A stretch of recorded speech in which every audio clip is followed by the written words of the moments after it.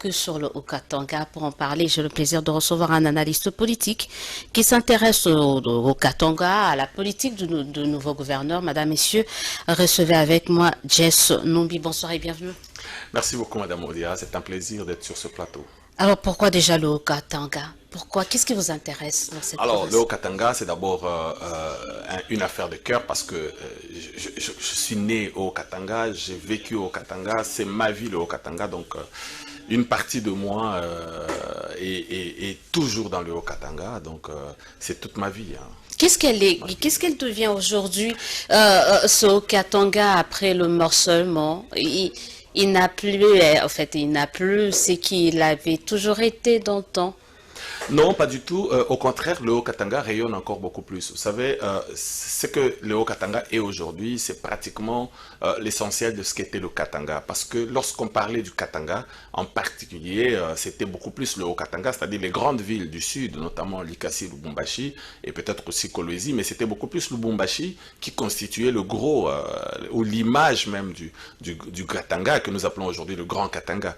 Mais le Haut-Katanga est resté égal à elle-même. Cette province est en train effectivement de se forger et de devenir pratiquement le fer de lance du développement non seulement de la partie Katanga, mais de toute la République. Lubumbashi n'est plus la capitale que préfère, puisqu'il y a Kolwezi maintenant.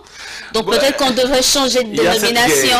Il y a cette guerre de Kolwezi-Lubumbashi. Mais non, mais je pense que ce qu'il faut savoir, c'est que Lubumbashi, c'est d'abord la capitale économique. Lubumbashi, c'est même la capitale qui préfère.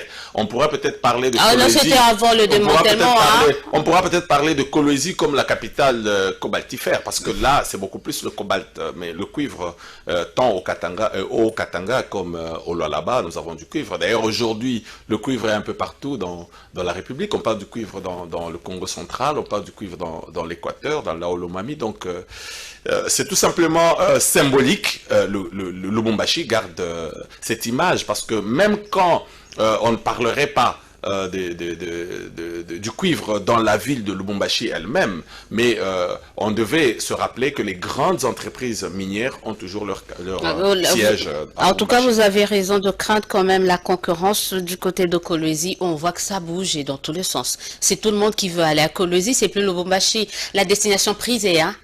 Est-ce que ça ne vous inquiète pas? En fait, non, mais au contraire, ça nous aide beaucoup parce que vous savez, la gestion des populations dans le Haut-Katanga, aujourd'hui, on est un tout petit peu, départi. C'est-à-dire qu'il y a une population qui est gérée, cet exode, qui est géré par le Lualaba, une partie qui est gérée par le Haut-Katanga. Ça nous inquiète pas trop, ça nous permet effectivement de pouvoir maîtriser les vagues des populations parce que là, c'est un peu partagé. Mais par rapport aux investisseurs, par rapport aux touristes, par exemple, par rapport à ceux qui...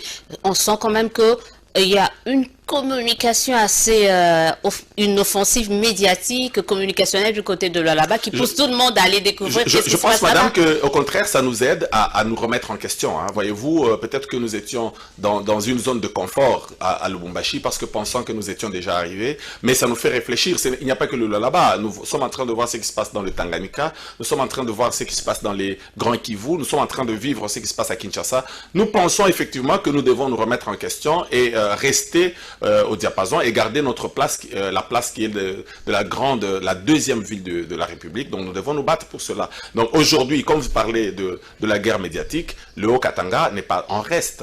Ne vous en faites pas, madame, le Haut-Katanga est en train de travailler et nous comprenons bien que cette guerre, elle est nécessaire, elle crée une certaine émulation, une certaine concurrence positive. Autre chose